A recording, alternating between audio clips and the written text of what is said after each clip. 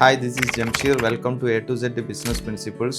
ഇന്ന് നമ്മൾ പഠിക്കാൻ പോകുന്നത് ബിസിനസ്സിലെ 3 പവർഫുള്ളായ ടീകളെ കുറിച്ചാണ്. പഠിക്കാം നമുക്ക്. ആസ് എ ബിസിനസ് മാൻ, നമ്മളുടെ സ്വഭാവത്തിൽ ഈ 3 കാര്യങ്ങളുണ്ടെങ്കിൽ നിങ്ങൾക്ക് നല്ലൊരു ബിസിനസ്സും നല്ലൊരു ടീമും നിങ്ങൾക്ക് കെട്ടിപ്പടുക്കാൻ പറ്റും. നോക്കാം നമുക്ക്. ഒന്നാമത്തെ ടീ എന്ന് പറയുന്നത് ട്രെയിനിങ് ആണ്.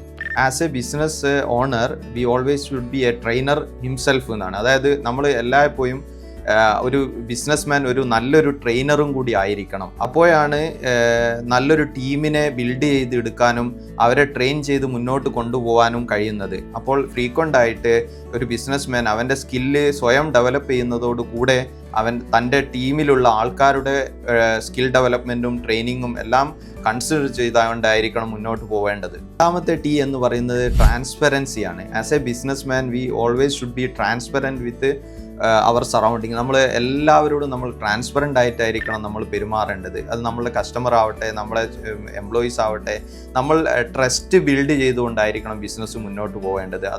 അങ്ങനത്തെ ഒരു ട്രസ്റ്റ് ബിൽഡിങ് ബിസിനസ് മാത്രമേ ലോങ് ടേമിലേക്ക് വർക്കാവുകയുള്ളൂ.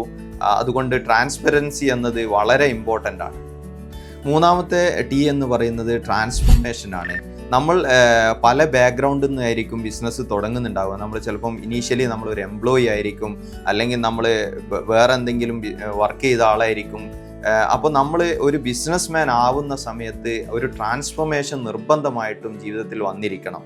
നമ്മൾ ഒരു ഐഡൻറ്റിറ്റി ഷിഫ്റ്റ് നമ്മളെ ലൈഫിലേക്ക് തീർച്ചയായിട്ടും കൊണ്ടുവരുമ്പോഴാണ് യഥാർത്ഥ ഒരു ബിസിനസ് മാൻ ആയിട്ട് മാറുന്നത്. So be a good trainer and transform yourself and be transparent with all your clients and customers and employees. Thank you so much. Stay connected. See you soon.